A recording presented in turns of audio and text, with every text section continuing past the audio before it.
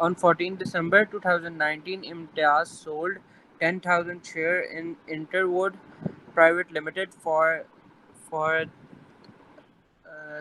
300,000 rupees. He had acquired these shares as follows: five. यहाँ पे रुक जाए, यहाँ पे रुक जाए। Yes, sir. कोई भी शेयर्स का आता है तो आपने देखना है कि क्या ये शेयर्स लिस्टेड कंपनी में है या नॉन लिस्टेड कंपनी में। तो ये शेयर्स किस में है? लिस्टेड कंपनी में। लिस्टेड के आगे प्राइवेट नहीं होती, ठीक है। अच्छा, इंटरवुड प्राइवेट लिमिटेड, तो ये एक प्राइवेट लिमिटेड कंपनी है, ठीक हो गया। तो जब प्राइवेट लिमिटेड कंपनी हो तो उसके ऊपर जो भी हम इधर गेन या लॉस कैलकुलेट करेंगे वो नॉर्मल इनकम में क्लब होता है। जो आपकी बाकी इनकम्स होती हैं उनके साथ ये ऐड अप होके तो वो जाती है, ठीक है। दोबारा उस स्लाइड पे जाता हूँ।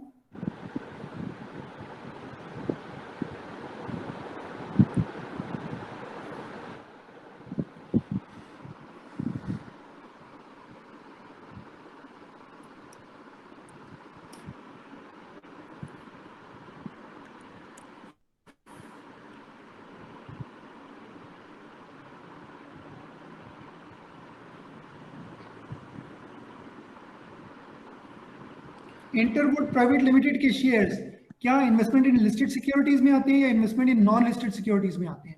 Non listed sir. Non listed, तो नॉन लिस्टेड के ऊपर कौन से वाले स्लैब रेट्स लगेंगे? Normal slab rates. और अगर ये लिस्टेड सिक्योरिटीज होती तो फिर इनके लिए क्या होता?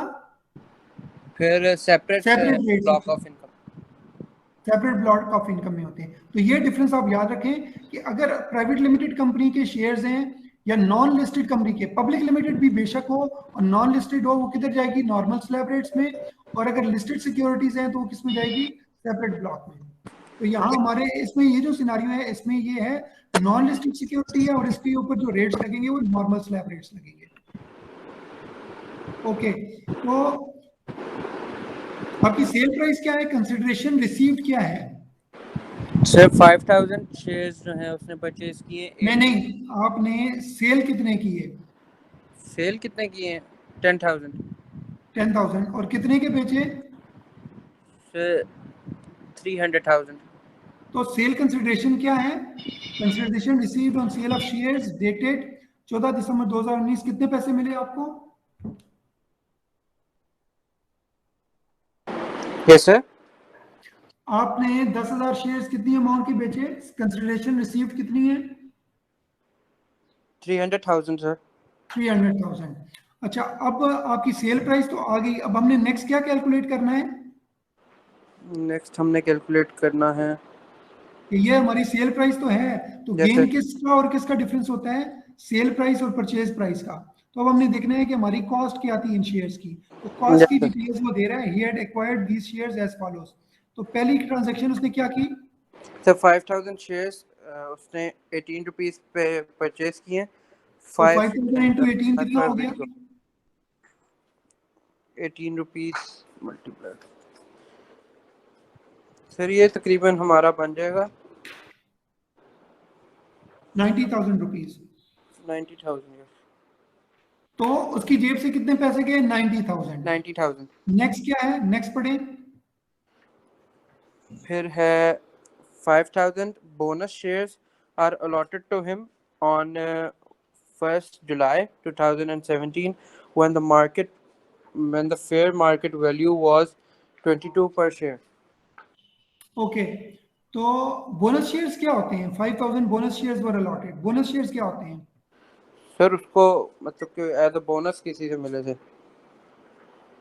देखिए, एक कंपनी अगर कुछ कमाती है तो वो प्रॉफिट अपने ओनर्स को, शेयर होल्डर्स को, जैसे ये बंदा शेयर होल्डर,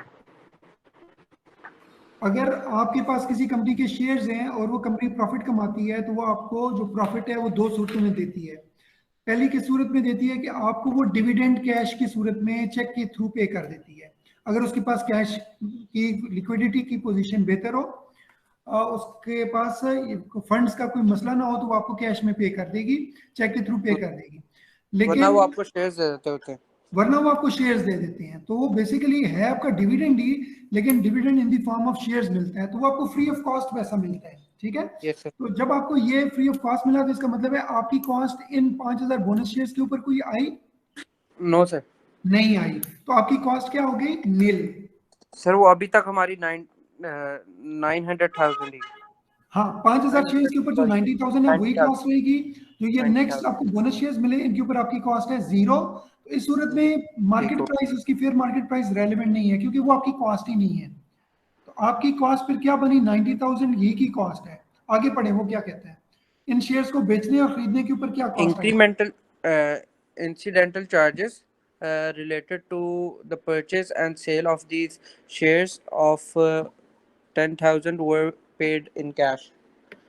तो मतलब कि आपकी उसने कॉस्ट, एक और कॉस्ट इनको बेचने के ऊपर आ गई 10,000, ये भी कॉस्ट आप उसमें से माइनस कर देंगे। सो ठीक, इंसिडेंटल चार्जेस उस 10,000 आ गए। तो आपकी टोटल कॉस्ट क्या आ गई फिर? उसको टोटल कॉस्ट 100,000 आएगी सिर्फ। तो 100,000 कॉस्ट को 300,000 की सेल में से माइनस करेंगे तो आपको गेन कितना टू हुआ? हंड्रेड 200,000। 200,000। तो आपका कैपिटल गेन है 200,000। हमने कैपिटल गेन कैलकुलेट कर लिया। कैसे कैलकुलेट किया कि जी हमारी सेल प्राइस क्या है? सेल प्राइस उसने दी हुई है 3 लाख रुपए। फिर हमने कॉस्ट निकाली कि हमें ये 10,000 शेयर जो हमने 3 लाख के बेचे, ये खरीदे कैसे कैसे? तो उसने बताया जी 5,000 खरीदे 18 रुपए के हिसाब से, जिनकी कॉस्ट बनी 90,000 रुपए, वो हमने लिख दिया। फिर वो कहते हैं जी 5,000 बोनस शेयर्स मिले जो फ्री ऑफ कॉस्ट मिले, उनकी कॉस्ट आ गई नेल। और इन शेयर्स को परचेज और सेल करने के ऊपर इंसिडेंटल चार्जेस हैं 10,000। 10,000 हमारी ये कॉस्ट आ गई। टोटल कॉस्ट आ गई 90,000 प्लस 10,000, 1 लाख। 1 लाख को 3 लाख की सेल प्राइस में से निकालेंगे तो हमारा टोटल कैपिटल गेन है 2 लाख रुपए। तो कैपिटल गेन कितना हुआ? 2 लाख रुपए। 2 लाख। अब कैपिटल गेन तो आ गया, अब हमने देखना है इस कैपिटल गेन में से कितने गेन के ऊपर हमने टैक्स देना है। तो कैपिटल गेन कैलकुलेट करने के बाद नेक्स्ट हमारी जो प्रोसेस होता है वो होता है कि हम टैक्सेबल कैपिटल गेन निकालें, इसमें से कितने के ऊपर टैक्स देंगे। तो उसके लिए रूल क्या है कि अगर आप परचेज करने के साल के अंदर अंदर बेच देंगे तो वो कैपिटल गेन 100% टैक्सेबल होगा। लेकिन अगर आप उसका, आपका होल्डिंग पीरियड 1 साल से ज्यादा है तो फिर उसका 75%, 3/4 जो होगा वो टैक्सेबल होगा। राइट? तो सर ये 2 साल बाद दिया सर, 2 साल तो बाद ये आपने 2 साल के देंगे। बाद किया, चूंकि 1 साल से ज्यादा हुआ तो इसका मतलब है जो गेन है उसका 75% टैक्सेबल होगा। ठीक है? क्या होगा? 75% तो सर 1 साल बाद नहीं होता। नहीं, एक वो है इमूवेबल प्रॉपर्टी के केस में। देखें वो जो उसकी आप बात कर रहे हैं, मैं दोबारा उस स्लाइड में जाता हूं। ठीक है सर। तो ये बात कर रहे हैं वो कैपिटल गेन किसके ऊपर है?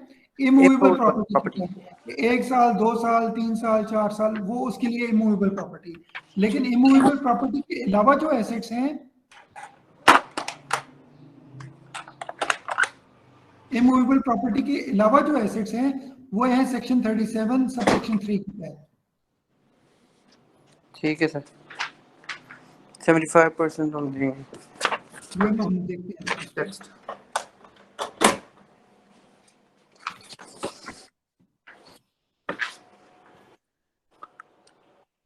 सेक्शन 37 सब सेक्शन 3, ये पढ़े, ये क्या कहता है? Where a capital asset has been Where held a by a capital person. where a capital asset has been held by a person for more than 1 year, other than shares of public companies, including the vouchers of Pakistan Telecommunication Corporation, Mudarba certificates, or any instrument of redeemable capital as defined in the Companies Ordinance 1984. The amount of any gain arising on disposal of the asset shall be commuted in accordance with the following formula, namely A multiplied by 3/4, where A is the amount of gain. Okay, तो ये yellow वाला दोबारा पढ़ते हैं। Where a capital asset has been held by a person for more than 1 year. जब भी एक capital asset, जैसे इधर कैपिटल एसेट क्या था हमारा? शेयर्स। ठीक है? Where a capital asset has been held by a person for more than 1 year, the amount of any gain arising on disposal of the asset shall be computed in accordance with this formula, a multiplied by 3/4। a क्या है? Gain. जितना भी आपका gain होगा उसका 3/4 taxable होगा। तो gain हमारा क्या है? इधर गेन है हमारा 2 लाख रुपए। 200 कैपिटल गेन कितना है हमारा 2 लाख, लेकिन टैक्सेबल गेन कितना होगा उसका 3/4 मीन 75%। तो 2 लाख का 75% लेंगे। सेक्शन 37 सब सेक्शन 3, ये देखिए ये सेक्शन कौन सा है सर? सेक्शन 150% हो जाएगा। ये सेक्शन है सेक्शन 37 और उसका सब सेक्शन कौन सा है सब सेक्शन 3।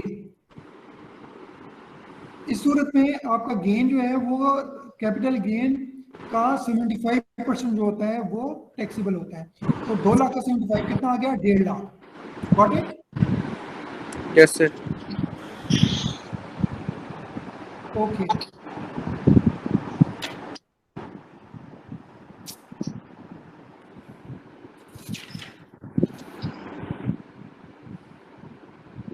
तो ये 1.5 लाख रुपया आपका क्या हो जाएगा टैक्सेबल हो जाएगा। Taxable income.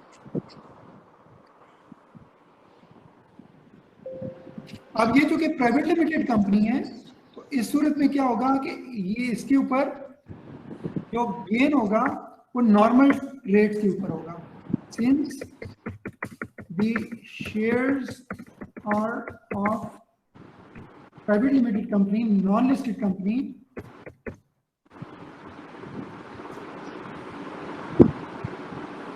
so tax will be calculated on as per normal slab rates, as per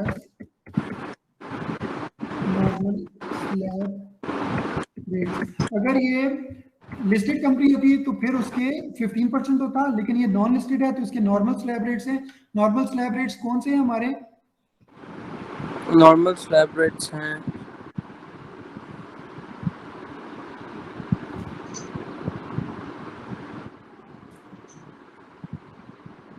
मैं अभी दिखाता हूँ आपको जो हम ऑलरेडी डिस्कस कर चुके हैं।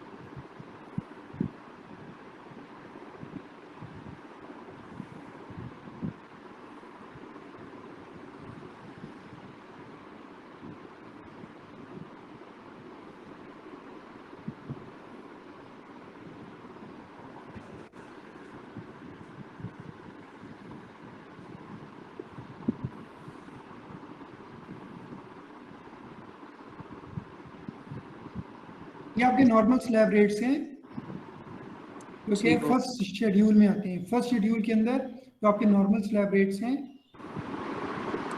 अगर तो आप इंडिविजुअल हैं बिजनेस इंडिविजुअल या ईओपी तो ये 4 लाख वाला स्लैब रेट लगेगा।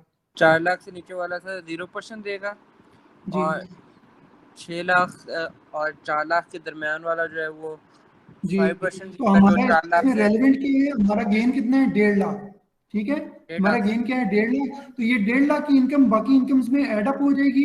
तो जो भी आपका स्लैब रेट होगा, अगर लेट सपोज आपका इसके अलावा कोई और इनकम है ही नहीं तो आपके ऊपर टैक्स कितना लगेगा? और इनकम है ही नहीं सर तो 0 लगेगा। फिर 0 लगेगा। लेट सपोज आपके किसी और हेड ऑफ इनकम के अंदर 3 लाख रुपया बनता है या 2,50,000 बनता है, तो किसी और हेड ऑफ इनकम में 2,50,000 इनकम है और ये 1.5 लाख है। 2,50,000 और 1.5 लाख कितना हो गया? हो जाएगा सर 5 लाख। तो फिर उसके ऊपर क्या रेट लगेगा? हमें फिर लाख पे तकरीबन 5% देना पड़ेगा सर। जी बिल्कुल, तो लाख के ऊपर 5% हो जाएगा 5,000 रुपये टैक्स। गॉट इट जी? यस। और अगर आप बिजनेस इंडिविजुअल नहीं है, ये रेट किसके लिए है? ये रेट्स हैं इंडिविजुअल्स और एओपीज के लिए। बिजनेस इंडिविजुअल्स और AOPs except salaried person. Salaried person के अलावा जितने भी इंडिविजुअल्स हैं और एओपीज उनके लिए ये स्लैब रेट है 4 लाख वाला, और सैलरीड पर्सन के लिए क्या है 6 लाख वाला, वो आगे आएगा। ये देखिए where an individual chargeable under the head salary exceeds ये, तो वो 6 लाख रुपए वाला टेबल लगेगा। तो ये नॉर्मल स्लैब रेट्स लगेंगे अगर प्राइवेट लिमिटेड कंपनी के शेयर्स हैं तो। ओके, तो ये कौन एक्सप्लेन करेगा? ये किसकी बारी थी? इब्राहिम। इब्राहिम आप क्या समझे इस पूरी एक्सरसाइज से? जी जी सर।